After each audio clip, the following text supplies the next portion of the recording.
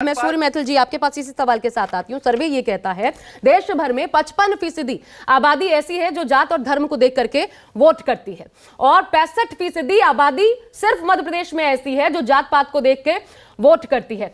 पढ़े लिखे युवाओं की बात कर लें, अगर पढ़े लिखे जो ग्रेजुएट है ऐसे युवाओं की जब हम बात करते हैं, महज 15% ऐसे युवा हैं पूरे देश में जो जात पात को देख करके वोट करते हैं। तो असल जो है ना, जो होना चाहिए था वो ये होना चाहिए था कि युवा शिक्षित हो ताकि वो अपने वाकई में अपने दिमाग से वोट कर पाए। कौन हमारे विकास के लिए सोच रहा है, कौन तरक्की के लिए सोच रहा है, कौन शिक्षा के लिए सोच रहा है, कौन रोजगार के लिए सोच रहा है, वो मौका नहीं दिया गया।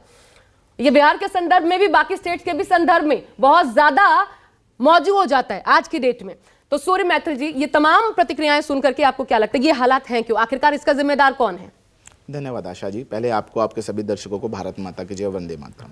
मैंने अभी अपने बड़े भाई यादव जी का भी वक्तव्य सुना, सिद्धार्थ जी का। बहुत ही उन्होंने सटीक शब्दों में बताया कि किस प्रकार से भारतीय जनता पार्टी केंद्र सरकार ने कार्य किया। ओबीसी को टारगेट करके उन्होंने जिस प्रकार से 70 साल में उनका अधिकार उनको नहीं मिला था, उस अधिकार को देने की उन्होंने कोशिश की। और अभी मैं अतुल भाई की बात सुन रहा था, हमारे अतुल लोंडे पाटिल साहब की। वो बहुत सारी बातें कर रहे थे, वो बराबरी की भी बात कर रहे थे, वो कह रहे थे कि हम सबको साथ लेकर चलने की बात करते हैं। तो साहब, ये तब कहाँ चला जाता है जब मनमोहन सिंह जी मंच से खड़े होकर कहते हैं कि इस देश के संसाधनों पर पहला अधिकार केवल अल्पसंख्यक और उसमें भी मुसलमानों का होता है।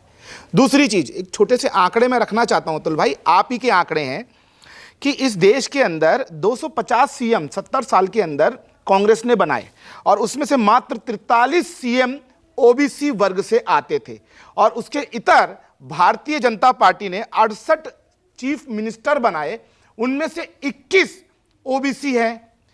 उसके अलावा आप देख लीजिए, कांग्रेस की मैं बात कर लूं, आज की कार्य समिति इनकी है 84 लोगों की कार्य समिति है, खड़गे साहब की बहुत बड़ी कार्य समिति है, लेकिन उसके अंदर ओबीसी वर्ग का प्रतिनिधित्व कितना नगण्य है ये मैं आपको बता देता हूं कि मात्र 16 ओबीसी हैं। मतलब 84 लोगों में 84 लोगों की कार्य समिति में इनके पास केवल 16 ओबीसी थे। दूसरी बात, आ जाइए, अरे भाई सुन लीजिए, पूरे आंकड़े हैं मेरे पास में। और आप ले लीजिए मंडल कमीशन, मंडल कमीशन को किसने लटकाया? वो कांग्रेस ने लटकाया। और यही कारण रहा कि आज इस देश के अंदर चीफ सेक्रेटरी की बात इन्होंने उठाई थी। सुन लीजिए अतुल भाई, इतना दर्द मत, मुझे पता है अभी आपका दर्द फूट फूट के निकलेगा आंकड़ों के साथ।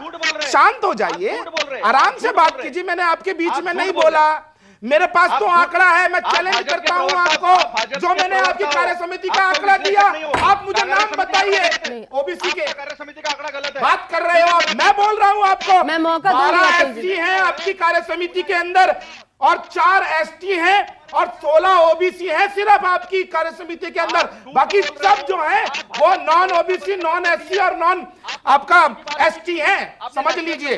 दूसरी चीज, मंडल कमीशन के कारण ही इस जो लटकाया गया कांग्रेस के द्वारा, यही कारण रहा कि इस देश के अंदर आज भी चीफ सेक्रेटरी पद तक पहुंचने के लिए एक जो आईएएस ऑफिसर होता है वो ओबीसी नहीं पहुंच पाया। और मैं इनसे पूछना चाहता हूं, प्रश्न उठा रहे थे राहुल गांधी जी संसद के अंदर, अरे भैया आपके पास 4 राज्य हैं, इसके बाद आपने कितने ओबीसी चीफ सेक्रेटरी अपने चारों राज्यों में बना दिए? जरा इसका उत्तर दे दीजिए। और एक महत्वपूर्ण बात, मेरे भाई सिद्धार्थ यादव ने जो कहा कि मेडिकल के अंदर 27% ओबीसी को आरक्षण दिया मेडिकल का, अरे भैया आपके पास 70 साल तक सरकार थी, ये पीडीए फार्मूला उस समय में क्यों लागू नहीं किया?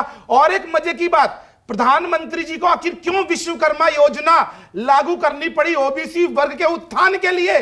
क्या कांग्रेस के पास सरकार में हाथ बांध रखे थे किसी ने कि ओबीसी वर्ग के लिए कोई योजनाएं मत लाओ? एक सटीक योजना ओबीसी वर्ग को टारगेट करती हुई आज प्रधानमंत्री जी ने लागू की है। 15,000 करोड़ का बजट रखा है। ठीक है, आपने तथ्यों के आधार पर बात की, बड़ी बात ये है समाज को टच किया उसके अंदर। ठीक है सूर्य मैथिल जी, तथ्यों के आधार पर आपने बात की, इसलिए मैं राजीव रंजन को लाना चाहूंगी। मुझे बात करनी है। ठीक है, जल्दी से बोलिए, फिर मैं जाती हूँ राजीव जी के पास। एक पॉइंट राजीव, मैं आपके पास आती हूं, लेकिन हमारे पास क्योंकि अतुल लोंडे पाटिल साहब वो भी एक मुद्दा रखना चाहते हैं, विनय जी भी उसमें कुछ पॉइंट रेज करना चाहते हैं और समग्र मिला करके आप इस पर जवाब दीजिएगा। अतुल जी जल्दी से। देखिए, हमारे पास आज की हमारी जो सीडब्ल्यूसी है उसमें 70% जो है ST ST OBC से भरी है और महिलाओं से है। झूठ, महिलाएं हैं पूरी। बिल्कुल झूठ, आप बिल्कुल झूठ। आप यहाँ पर राष्ट्रीय चैनल पर बैठ के झूठ नहीं बोल सकते अतुल भाई। आपके यहाँ पर मात्र 16 OBC हैं इस समय में, और उसके अलावा 12 SC हैं और 4 ST हैं मल्लिकार्जुन खड़गे जी के कार्य समिति के अंदर। ये आप धोखा दे रहे हैं ओबीसीज को। ठीक है, उनको बोलने ये दीजिए। असलियत है आपकी। मैं राजीव जी से जानूंगी हाँ। सच्चाई हकीकत क्या है। ठीक है अतुल जी जल्दी। और दूसरी बात ऐसा है कि विश्लेषक के नाम पर भाजपा के प्रवक्ता को बिठाना जरा बंद कीजिए, ये गलत बात है। बहुत दर्द इन्होंने हो रहा है। इन्होंने नहीं कहा, सच दिखा दिया आपको तो दर्द हो रहा है। इनको ये पता नहीं है। इनको ये ठीक है, पता कोई नहीं बात कि नहीं। मोदियों से फ्री इतनी बना प्रॉब्लम दो। क्यों है आपको? जॉइंट सेक्रेटरी मोदियों से लेवल प्रॉब्लम पर क्यों है डिसीजन मेकिंग आपको? होती है, निर्णय प्रक्रिया की शुरुआत इस देश में जॉइंट सेक्रेटरी ठीक लेवल है। से होती है। हाँ। वहां पर 150 से ज्यादा लोग डायरेक्ट भरे गए हैं RSS से जुड़े हुए, उस पर ये बात नहीं करेंगे कि उनके हित की बात है। उनके हित की बात ये है कि अच्छा। महिलाओं को मौका इन्होंने नहीं देने दिया, मनुवाद ने नहीं देने दिया, इनको ये ठीक मंजूर है नहीं है। विनय जी आप भी अपना पॉइंट रख दीजिए जल्दी से। देखिए मुझे बस 10 सेकंड 15 आ रही हूं सेकंड का सिद्धार्थ जी। समय दीजिएगा। ठीक है, ठीक है। बिल्कुल बिल्कुल। देखिए सुर मौलिक जो साहब जी, मैथिली साहब जो भी बोल रहे थे, ये ग्रसित, एक भाव से ग्रसित जो है बातें बोल रहे थे। हम भी बात यही कर रहे हैं, उस मुखौटे की बात कर रहे हैं कि मुखौटा ओबीसी और साहब, दलित आपके का मुखौटे पहन का भी करके डेटा है मेरे पास। आपका मुखौटा भी सामने रख देता हूं। आपके राज्य के अंदर चारों अधीनस्थ चयन आयोगों के जो चेयरमैन थे वो यादव थे, याद रखिए। और जो नौकरियों में आप समानता की बात कर रहे हैं ना, MI फैक्टर चलाते थे आप, मुस्लिम और यादव को ही नौकरी दी थी आपने। TCS लगातार 25 आप ही के राज में बने थे बोल यादव। लेने दीजिए उनको। मैं आपको मौका दूंगी, एक बार उनको अपनी बात रख लेने दीजिए। मैं राजीव के पास जाना चाहती हूँ, हकीकत सामने आना जरूरी है। ठीक है नेताजी बोल लूं मैं, कह दिए भोंपू से चुप रहे पहले ये। प्लीज बोलिए, आप बोलिए। नहीं ठीक है, ऐसे शब्द ऐसे नहीं। मुखौटे की बात कर रहा हूँ कि जो दलित और ओबीसी का मुखौटा तो पहन लेते हैं, कहीं न कहीं दलित और ओबीसी अल्पसंख्यक का शोषण कर रहे हैं, जैसे उत्तर प्रदेश में। उस पर नहीं बोलेंगे। दलित और ओबीसी के जितने भी नौकरियां हैं, मैं पहले सिद्धार्थ जी को सुन लूं फिर। 20 सेकंड दे दीजिए। जैसे सूर्य मैथिली साहब मुखौटा पहने हैं, राजनीतिक विश्लेषक का बात कर रहे हैं, बीजेपी की दलाली का।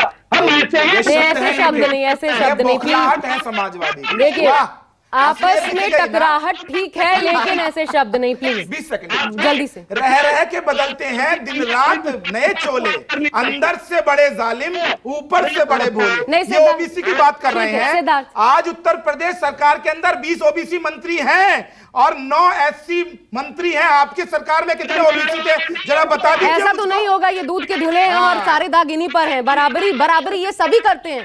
सूर्य मैथिल साहब ऐसा तो नहीं होगा असलियत बीजेपी दूध से ओबीसी को अगर धुली। किसी ने सिद्धार्थ जल्दी से। नेतृत्व ठीक दिया है तो मोदी जी और योगी नहीं, जी ये ने मत दिया। कहिए कि सब ये दूध से धुले हैं। ये अगर वही बात हो गई कि वॉशिंग मशीनें निकले तो साफ हो गए।